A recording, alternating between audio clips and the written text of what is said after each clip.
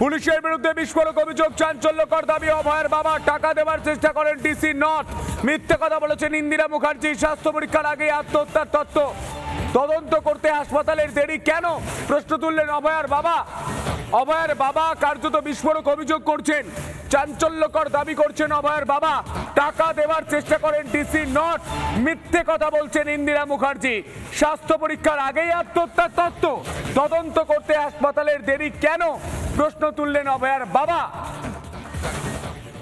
অভয়ের বাবা তিনি ঠিক কি বলেছেন আপনাদের শোনাবো।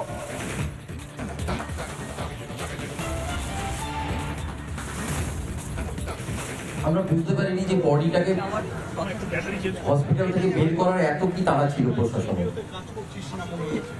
আমরা বডিটা বের করার সময় তো অনেকবার বারণ করেছিলাম প্রশাসনকে যে আমাদের সময় দিন, কিন্তু জানি না আমাদের বডিটা বের করার জন্য যদি এত কি তাড়া ছিল,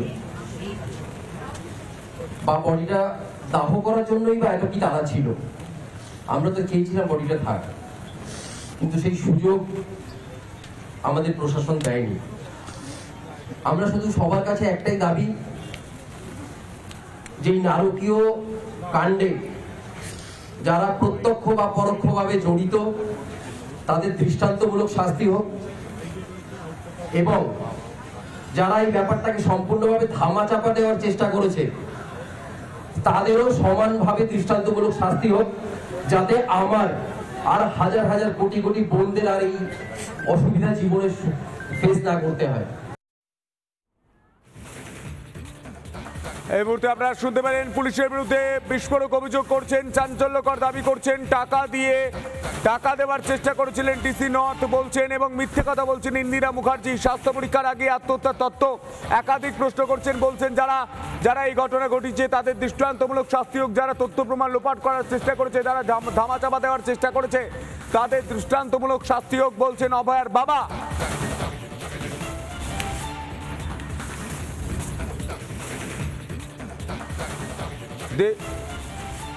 পুলিশ আমরা এখন জানতে পারছি আরজিকর যে আউটপোস্ট আছে তারা 10টা 10 মিনিটে আমার মেয়ের এইরকম পরিণতির শারীরিক খবর পায়, কিন্তু তারপরেও কিন্তু ওরা কোনো আমার মেয়ের কোনো শারীরিক পরীক্ষা করেনি, যেটা তাদের প্রথম কাজ ছিল সেটা কিন্তু করেনি। দ্বিতীয়টা, বেলা 11টার সময় আমাদের জানানো হয় আমার মেয়ে আত্মহত্যা করেছে। তারা কোনো মেডিকেল টেস্ট করলো না, আগেই তারা বলে দিল আত্মহত্যা করেছে। ঠিক আছে, কেন করেছে এটা সেটা তারাই জানে, তারাই উত্তর দেবে। আমাদের মেয়েকে দেখতে আমরা যখন হসপিটালে আসি 12টা 10 মিনিটে, আমার সেই মেয়ের মুখ দেখতে 3 ঘন্টা 3.5 ঘন্টা ওই সেমিনার হলের বাইরে আমাদের বসিয়ে রাখা হয়, এবং মেয়ের মা মানে অভয়ের মা পুলিশের হাতে পায়ে ধরতে শুরু করে। ভেতরে তখন লোকজন ঘোরাঘুরি করছে, আমাদের কিন্তু ভেতরে ঢুকতে দেওয়া হচ্ছে। এটা কী কারণে, এই প্রশ্নটা আমার উত্তর চাই। পোস্টমর্টম করতে হাসপাতালে দেরি করলো কেন? পোস্টমর্টম তো সাধারণত 4-5টার মধ্যে করা উচিত ছিল, কিন্তু দেখা গেল 6টার আগে পোস্টমর্টমটা হলো না, 6টা থেকে শুরু হলো। আমি এফআইআর করলাম তাড়াতাড়িতে, কি হলো, আমি 6:30 থেকে 7টার মধ্যে এফআইআর করলাম। আমার এফআইআরের রেজিস্টার হলো কখন? 11টা 45 মিনিটে পরে দেখতে পাচ্ছি। ডাক্তার এখানে এত ডাক্তার থাকা সত্ত্বেও, এত কিছু জানার পরেও পুলিশ একটা আনন্যাচারাল ডেথ কেস করলো, ডায়েরি করলো। কি কারণে? হাসপাতাল কর্তৃপক্ষ, পুলিশ কেউ এফআইআর করলো না, যেটা সবার আগে দরকার ছিল, করেনি। 12টা থেকে বিকাল 7টা পর্যন্ত আমরা এই আরজিকর হসপিটালের প্রবেশে ছিলাম, কিন্তু হাসপাতাল কর্তৃপক্ষ এবং ঊর্ধ্বতন কর্তৃপক্ষ কেউ আমাদের সঙ্গে একটি কথাও বলেননি। আমরা রেখে দিতে চেয়েছিলাম, আমরা দেহটা রেখে দিতে চেয়েছিলাম, কিন্তু যে কোনো মানে এত প্রেশার আমাদের তৈরি করা হয়েছিল সেই সময়। আমরা টালা থানায় গেছিলাম, টালা থানার সামনে আমরা 1 ঘন্টার উপরে বসেছিলাম। 3 থেকে 400 পুলিশ আমাদের ঘিরে সেখানে একটা এমন পরিস্থিতি তৈরি করে, আমরা বাধ্য হয়ে বাড়ি ফিরে যাই। বাড়িতে গিয়ে দেখি 3 থেকে 400 পুলিশ আমার বাড়ির সামনে ব্যারিকেড করে দাঁড়িয়ে আছে। কিন্তু এমতো অবস্থায় আমাদের আর কোনো কিছু করার ছিল না, বাধ্য হয়ে আমরা মেয়ের দেহ দাহ করতে বাধ্য হই। কিন্তু এখানেও একটা আমার প্রশ্ন, আমার মেয়ে আজকে সেদিন মারা গেছে, শ্মশানের যে খরচ সেই খরচটা ফ্রি করে দিয়েছে কারা? আমরা জানতে পারিনি কিন্তু আজ পর্যন্ত। কেন করা হয়েছে? কেন?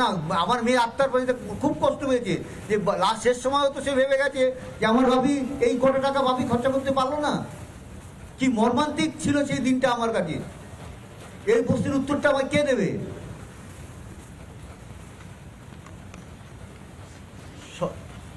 যখন আমার মেয়ের দেহ আমার ঘরে সাহিত্য ছিল তখন ডিসি নট আমাদের ঘরের একটা গলিতে ঢুকে ঘরের ভেতরে তিনি আমাকে টাকা দেওয়ার চেষ্টা করেন এবং তার যা জবাব দেওয়ার আমরা সঙ্গে সঙ্গে সেই জবাবটা দিয়ে দিই। ডিসি সেন্ট্রাল ইন্দিরা মুখোপাধ্যায় বারবার প্রেস মিট করে করে মিথ্যা কথা বলছে, মিথ্যাচার করছে। কারণটা কি? কি কারণে এরা করছেন এই জিনিসটা? তাই দিতে আমাদের একটা বিশাল প্রশ্ন আমাদের সবসময় মনে আছে। আমার এই সমস্ত প্রশ্নের উত্তর কে দেবে? পুলিশ, প্রশাসন, না হাসপাতাল কর্তৃপক্ষ, স্বাস্থ্য ভবন? সবার কাছে আমি এই আর্জি জানিয়ে আমি এখানে বড় বক্তব্য শেষ করছি।